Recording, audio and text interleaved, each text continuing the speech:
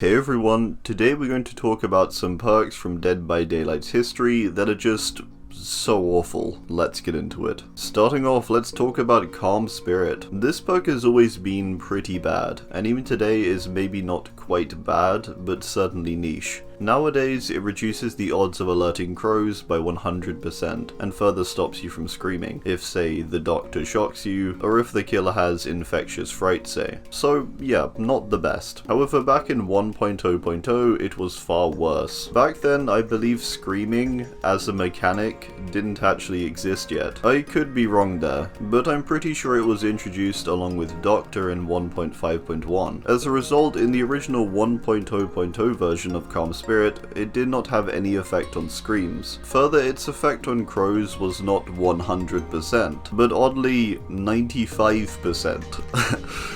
Giving a bit of an opening, I guess, for this already extremely niche perk to fail in some capacity. Our other crow-based perk, Spies from the Shadows, in its original 1.0.0 version, was also pretty bad. Currently it reveals survivors who disturb crows 100% of the time, as you would expect, when in a 36 meter range. Back then it would be this same range, but for some reason only activated 75% of the time. Moving on to This Is Not Happening. This perk is already pretty pitiable, making your great skill check zones 30% larger when injured. This is meant to make you more efficient, allowing a higher consistency of great skill check hits than usual, I guess. So not good at all, but hey, hitting those greats gives a nice little extra 1% progress on generators and 5% for healing. Back in 1.0.0 though, it was the good part of the skill check that was made 30% larger, doing very near to nothing. And remember,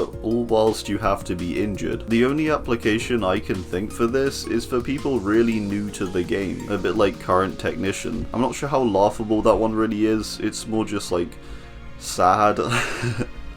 Lightborn in its 1.0.0 version was very odd. Currently this perk gives a very simple effect and has niche application. If a flashlight is shined at you, it has no effect. Not the best thing, but if you're up against 4 flashlights, or you're not so great at dodging blinds, it has its applications. It also has more usage now with things like flashbang and blast mine being in the game. It also has a nice secondary aura effect. Its 1.0.0 state, first off, dimmed your vision by 10%. This effect is even worse when you consider that things like moonlight offerings were in the game at the time, and it was generally visually darker. So dimming your vision by 10% is quite a big deal, I would say, and also just seems a bit unnecessary. It then gave a 60% resistance to getting blinded, so once again we have a trivial number to make it so the perk sometimes won't even help you. This is back when there were insta-blind flashlights also. Then finally it gave a 45% reduction to blindness recovery speed. It's almost like the perk knew it wasn't effective. The dimmed vision was removed shortly after in 1.7.0, but only in 4.1.0 did the perk make you completely resistant to flashlights. Kinda crazy. Dying Light nowadays is a perk that's pretty weird and often not that effective, but it has some effect, and can work especially well in slow down stacking builds. Back when it was released in 1.2.1, it gave the Obsession a 50% boost to altruistic action speed. If the Obsession was then killed, every other survivor would get a 25% penalty to repair, healing, and sabotage. Now, there's a few issues with this. Mainly, it essentially does nothing until the Obsession is dead, and actually actively buffs the survivor side until then also. Further, it literally encourages you to tunnel the Obsession out of the game, which is something in 1.2.1 you probably couldn't do that well. That was back when DS allowed you to just immediately use it, without needing to be hooked first. To use this perk, you have to accept that you're buffing the survivors, you're rolling the dice on whether the Obsession is a good player, and by the time it finally works, sure, a 25% penalty is nice, but the game is probably over. This perk is so odd. I guess you could have run an old Mori, instantly getting the Obsession out of the game, but I mean, that wouldn't even be that necessary, as that would basically kill the game regardless. Beast of Prey is currently one of the worst perks in my opinion, maybe the worst killer perk. This perk gives you the undetectable status when Bloodlust is active, and gives a 50% boost to BP gains for the Hunter category, and this is its current state, introduced in 3.4.0. So you may wonder, how could it possibly be worse than this? Well, back in 1.6.0, this perk would remove your red stain as the killer when Bloodlust was active for 25 seconds. Not so bad, and kinda similar, right? Well, it had a cooldown too. Oh, so it must have been maybe like a 5-second cooldown?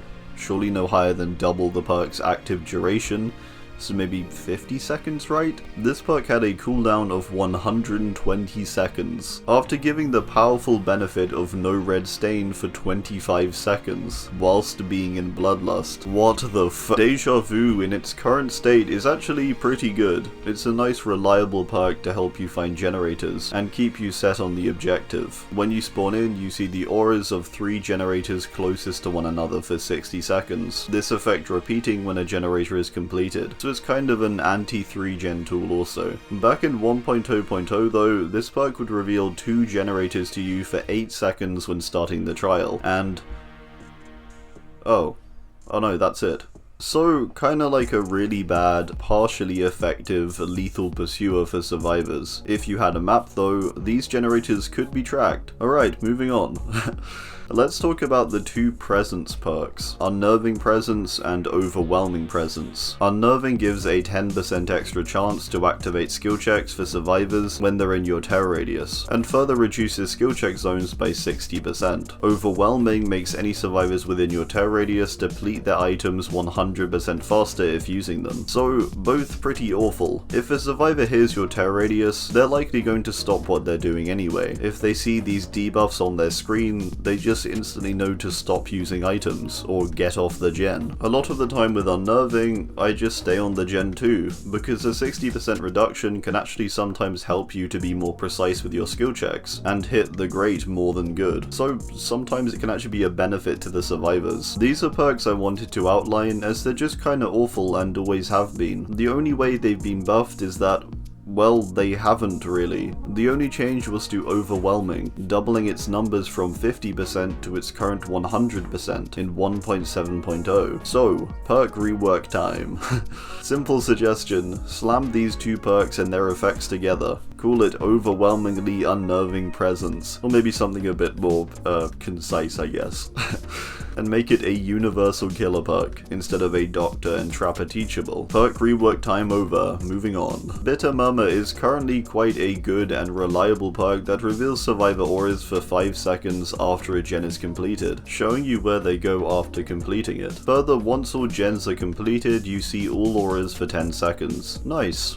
Not the best, but solid. That's its 2.1.0 version. Its 1.0.0 version was another matter, giving only a 6-second aura reveal on survivors once the last generator was completed. The only way this was good was for perks like Noed and Finding People. However, this perk as a whole is basically accepting you're going to fail, as it only activates once at the very end of the game, and for a short 6 seconds. This was then upped in 1.5.0 to 9 seconds. So, no perk for the whole game, an activation requirement, which is losing the game basically, and only then did it give a 6-second duration of auras. That seems crazy to me. To pair with this, we have the other endgame perk, Left Behind, for survivors. This perk is pretty awful currently. It reveals the hatch's aura to you when within 32 meters of it, when you're the last survivor remaining in the trial. It's very niche, and finding the hatch is often fairly doable just off sound, making this perk just far too specific with its application. Back in 1.4.2 though, this perk worked entirely differently. First off, it had the same requirement of being the last survivor in the trial. The difference was that you would gain a bonus to repair speed.